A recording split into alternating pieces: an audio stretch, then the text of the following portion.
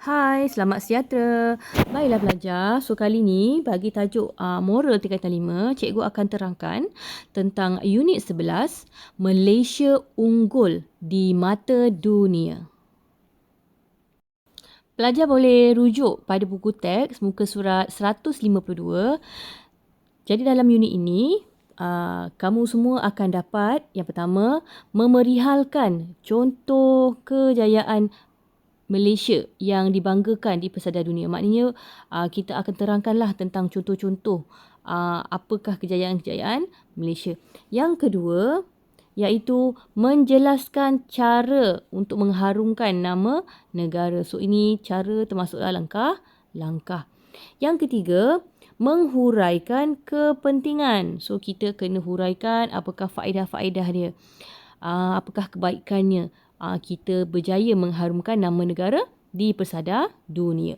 Yang keempat, mencerakinkan cabaran, iaitu menghuraikan apakah cabaran-cabaran semasa kita usaha untuk mengharumkan nama negara di pesada dunia. Yang kelima, mengekspresikan perasaan apabila berjaya mengharumkan nama negara di pesada dunia. So kita nampak kejayaan-kejayaan tu apa? Apa perasaan kita? Kita seronok, kita bangga, kita akan nyatakan. Yang terakhir, melibatkan diri dalam aktiviti yang boleh mengharumkan nama negara di persada dunia dalam kehidupan seharian kita.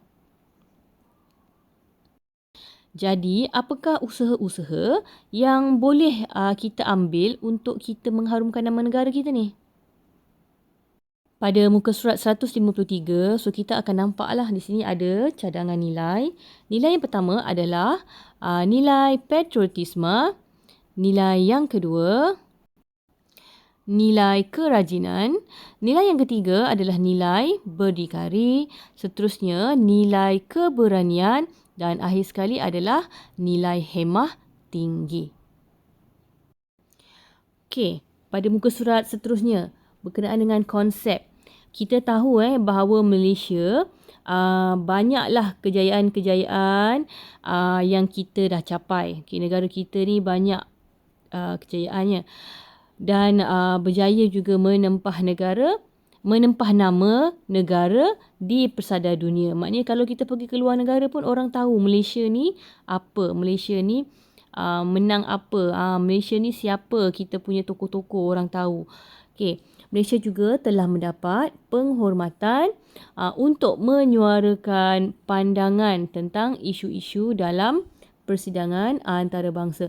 So kalau dulu zaman pemerintahan Tun Dr. Mahathir, masa tu dia jadi Perdana Menteri, berlaku penindasan kaum di mana orang Inggeris berkulit putih, mereka menindas orang yang berkulit hitam ataupun yang kita sebut sebagai Negro. Okay, mereka menindas. Jadi Malaysia iaitu Tun Dr. Mahathir, dia bersuara. Dia menentang dasar itu. Jadi dasar itu dipanggilkan dasar apartheid lah. Okay? Mereka menentang dan akhirnya satu dunia bersetuju dengan cadangan pandangan Dr. Mahathir dan akhirnya orang yang berkulit hitam juga diiktiraf di dunia. Okey, satu lagi kita fokus pula kepada Malaysia. So apakah kejayaan-kejayaan Malaysia yang dibanggakan? So yang pertama ini, kalau kita lihat dari segi industri, bidang perindustrian. So kalau dalam bidang perindustrian ni kita ada banyak lah. Antara contoh dekat sini adalah industri automobil, iaitu kenderaan. So di Malaysia kita berjaya mengeluarkan kenderaan sendiri, kereta sendiri seperti Peron 2. Okay, tapi yang pertama sekali apa? Proton. Okay, itu adalah industri automobil Malaysia yang dibanggakan. So kita ada juga motor. Okay, motor kris dan sebagainya. So kalau kita lihat kereta-kereta kita ni walaupun kereta tempatan tapi berjaya juga dieksport sampai ke luar negara. Okay, yang kedua adalah daripada segi industri pemakanan. So kalau industri pemakanan ni contohlah diberi kat sini adalah rempah ratus, produk dingin beku. Ini adalah frozen food. Okay. Kemudian produk-produk kita ni, makanan-makanan kita ni berjaya menebusi pasaran antarabangsa. So kalau kita lihat di Malaysia kita ni, antara yang berjaya dieksport ke luar negara, durian. Okay. Dekat luar negara mereka tak ada durian kan. So mereka nak beli durian kat negara kita ni, bila dijual balik dekat negara mereka, wow, harganya sangatlah mahal. Okay, kemudian kita ada dari segi industri pembuatan. So, contoh yang diberi kat sini adalah penghasilan sarung tangan. So, Malaysia pun hebat.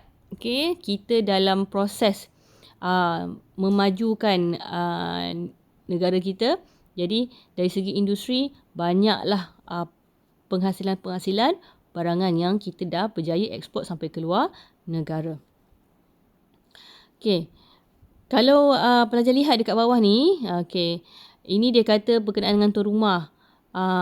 Juara dunia dengan litar bertaraf antarabangsa ni apa? Okay, kita akan tengok pada muka surat sebelah.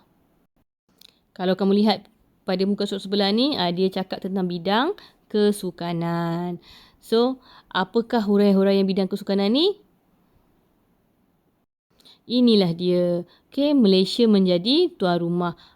Malaysia menjadi tuan rumah apa? Sukan Commonwealth, Sukan SEA, Piala Monsoon, Grand Prix Formula 1. Ini adalah litar lumba lah. Okay, lumba kereta. Hebat Malaysia ni. Kita pun dah ada litar kita sendiri, kawasan tempat lumba kereta. Antarabangsa lagi. Okay, kemudian kita juga berjaya melahirkan juara dunia seperti badminton. Siapa tokoh badminton kita sekarang ni? Datuk Lee Chong Wei. Tapi kalau kita lihat, kita sekarang ni tengah sibuk dengan Olimpik. Kita dah ada pemain-pemain yang hebat-hebat mewakili Malaysia. Okay, kemudian kita ada squash. Squash ni siapa?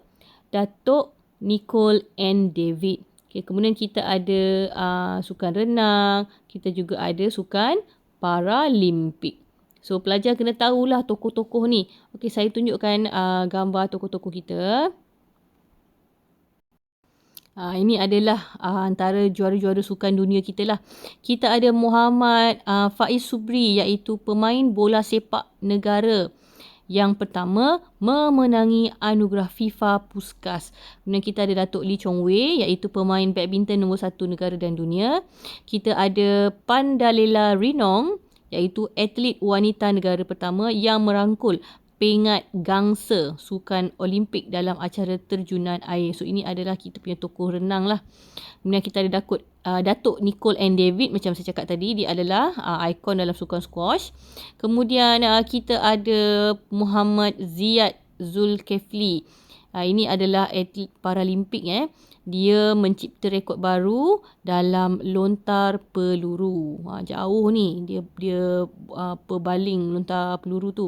Kemudian kita ada Azizul Hasni Awang. Ni adalah juara lumba basikal dunia. Dan sekarang ni macam saya cakap tadi lah, kita ada tengah berlangsungnya sukan Olimpik.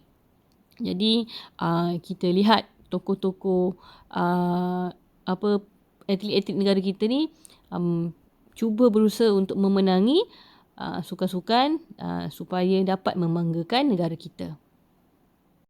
Seterusnya, daripada segi bidang sains dan teknologi, kita ada sistem satelit komunikasi ataupun yang dipanggil Malaysian East Asia Satellite ataupun MIASAT. Jadi, Malaysia sendiri pun dah ada satelit kita sendiri. Okay.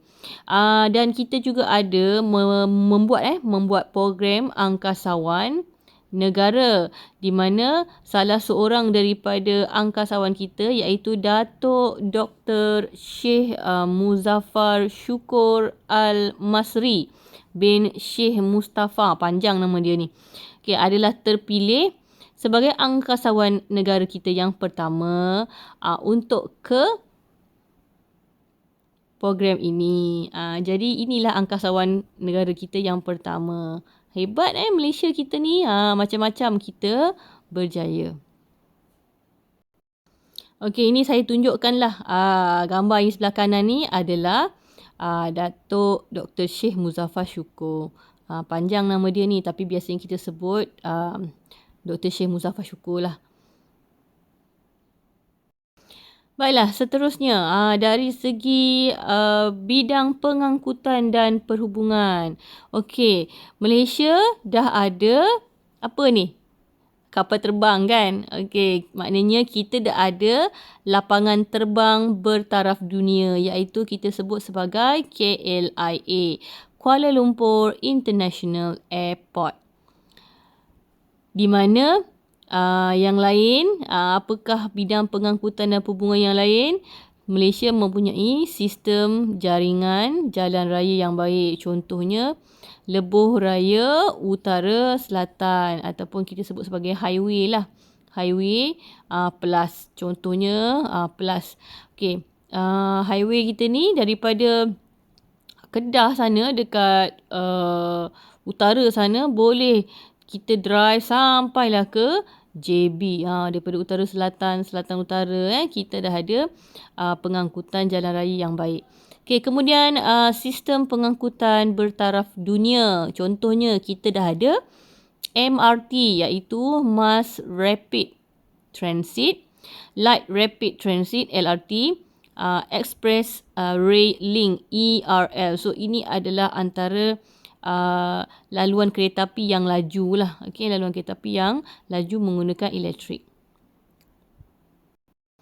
Dan kemudian kita ada daripada bidang pelancongan. So untuk bidang pelancongan ni, kita ada exko pelancongan yang menarik. Okey, contoh-contohnya seperti pulau, gua, taman rekreasi, kawasan tanah tinggi, dan kita ada juga hutan simpan. So pelajar kena alert lah kalau soalan tanya apakah contoh-contoh pusat-pusat rekreasi ni, kamu kena pandailah memberikan contoh. Kemudian dari segi seni bina yang unik dan menarik. Contohnya kita ada Menara Berkembar Petronas, iaitu kita sebut sebagai KLCC. Kemudian kita ada Istana Seri Menanti Negeri Sembilan. Bangunan dia sangat menarik lah, bumbung dia menarik dan sebagainya. Kemudian kita ada Pintasan Saloma. Okey, seterusnya tapak warisan dunia yang diiktiraf oleh United Nations Educational, Scientific and Cultural Organisation, iaitu UNESCO. So apakah tapak warisan dunia yang diiktiraf ni? Iaitu Taman Negara Kota Kinabalu Sabah. Kemudian kita ada juga Taman Negara Mulu Sarawak. Kita ada Bandar Bersejarah Melaka dan kita ada Georgetown di Pulau Pinang. Dan akhir sekali kita ada warisan arkeologi Lembah Lenggong Perak. So ini adalah tapak-tapak warisan yang diiktiraf di Persada Antarabangsa. Baiklah pelajar, seterusnya, rakyat yang berwawasan akan menjadi pemangkin dalam merealisasikan hala tuju negara untuk pengiktirafan dunia. Kejayaan-kejayaan yang dibanggakan di pentas dunia tak mungkin tercapai tanpa usaha gigih daripada semua pihak. Jadi, seluruh rakyat perlu berusaha untuk mengharumkan nama negara dengan pelbagai cara. So, apakah cara-cara yang kita boleh lakukan untuk mengharumkan nama negara kita di Persada Dunia? So, kalau pelajar lihat di sini, okey, kita ada berapa? Okey, 1, 2, 3, 4, 5, 6, 7 cara untuk mengharumkan nama negara. Okey, kita lihat yang pertama adalah mencipta kejayaan. Jadi, kita perlu mencipta kejayaan dalam pelbagai bidang. Tak kiralah daripada bidang apa. Bidang sukan, bidang industri pembuatan, bidang perubatan, banyak semua kita boleh cuba capai. Okey, yang kedua, naik taraf dan membuat penjenamaan semula tempat-tempat pelancongan. So, kalau kita lihat dekat Malaysia ni, kita ada banyak tempat pelancongan tapi tak semuanya dikenali oleh luar negara. So, kita cuba naik taraf, kita upgrade. Kita upgrade, cantikkan kembali, kita usaha lebih baik. Jadi, semua ni akan dapat naik taraf lah. Okay, maka kita punya tempat-tempat pelancongan ni akan dikenali daripada luar negara. Yang ketiga, memelihara warisan negara. So, kita jagalah warisan-warisan yang ada dekat negara Malaysia kita di tempat-tempat bersejarah. Yang keempat, membuat pameran tentang keunikan budaya tapi secara peringkat antarabangsa pula. Selalu kita buat pameran untuk dalam negara je. So, kita buat pameran untuk luar negara. Macam mana nak buat pameran untuk luar negara ni? Okay, kita boleh juga buat pameran secara maya. Contohnya, membuat laman web. Jadi bila mereka dapat link laman web, mereka boleh view, mereka boleh tengok, mereka boleh buat tour secara maya. Okay. Yang kelima, melibatkan diri dalam pelbagai bidang pertandingan antarabangsa. Sukan ke apa saja. Macam kamu pun ada yang masuk catur antarabangsa. Okay, teruskan. So ini juga adalah cara-cara untuk mengharumkan nama negara. Yang keenam, mencipta inovasi baharu dalam bidang sains dan teknologi. Contoh sekarang ni kita dalam pandemik COVID-19, manalah tahu akan datang ada saintis daripada negara Malaysia kita sendiri mencipta vaksin untuk digunakan satu dunia. Sekarang ni kita hanya dapatkan vaksin dari luar negara kan. Mana tahu akan datang pegawai-pegawai perubatan di negara kita sendiri berjaya menghasilkan vaksin sendiri. Okey, yang ketujuh, menganjurkan persidangan dan karnival pada peringkat antarabangsa. So ini adalah antara contoh-contoh. Ada tujuh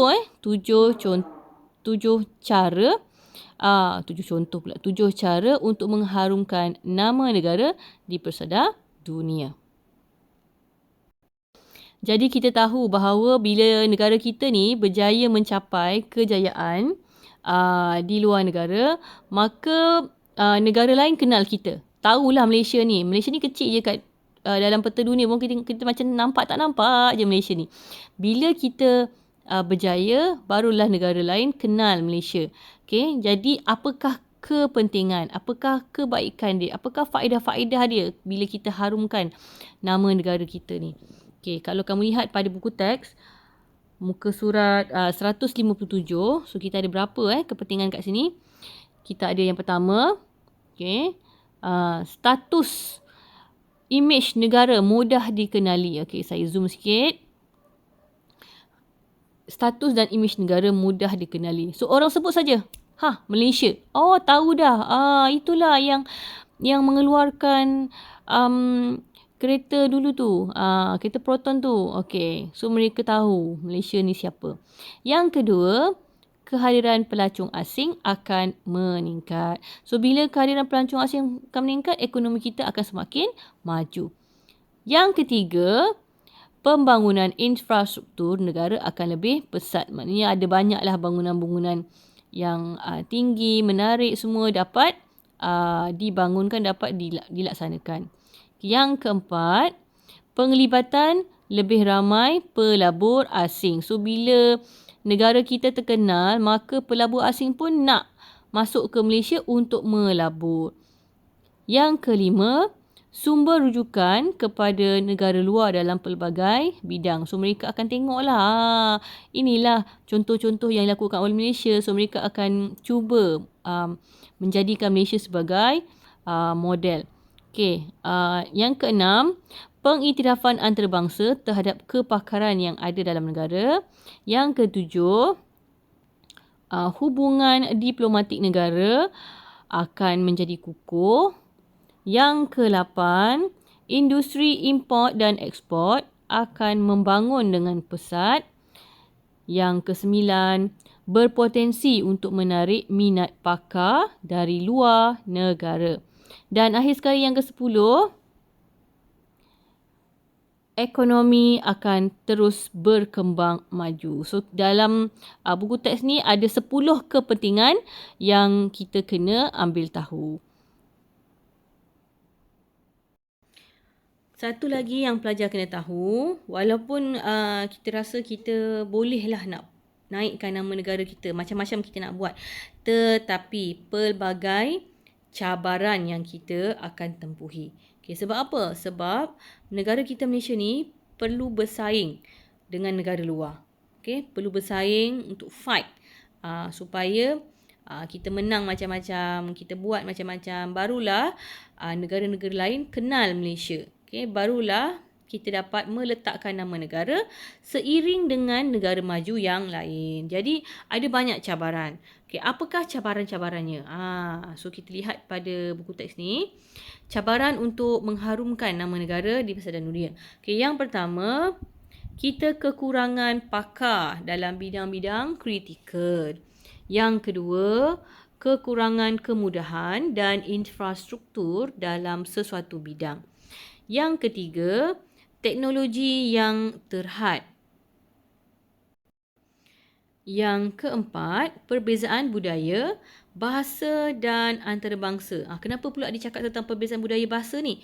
Sebab negara kita cakap bahasa lain. Okay? Di Amerika cakap bahasa lain. Di Korea cakap bahasa lain. Di Jepun cakap bahasa lain. Jadi ada berlaku perbezaan bahasa dan budaya dekat antarabangsa ni. Okay? Bila kita nak bekerjasama tu akan mengalami kesukaran lah. Sebab tu penting kita belajar bahasa asing. Yang kelima, terlalu mengagungkan jenama dari luar negara. Contohnya kat Malaysia kita ni pun mampu dah buat kereta sendiri. Contohnya Proton dan Perodua 2. Tapi tetap nak beli barangan luar negara. Yang keenam, penyebaran maklumat palsu tentang negara. So ramai kalau kita lihat banyaklah dekat berita-berita palsu ni, cerita tentang Malaysia, kata Malaysia ni teruk lah, macam-macam lah. Dia olah-olah, ubah-ubah cerita yang tak sepatutnya. So bahayalah bila benda berlaku, seorang akan pandang serong kepada Malaysia. Okay, yang ketujuh, sumber kewangan yang terhad. Sebab Malaysia ni kecil, jadi sumber kewangan kita terhad. Agak sukar sikit lah. Kita nak majukan negara kita ni mungkin ada masalah lah dari segi kewangan. Okey, yang ke-8, tidak bekerjasama dan bersikap individualistik. Bukan semua orang nak bekerjasama.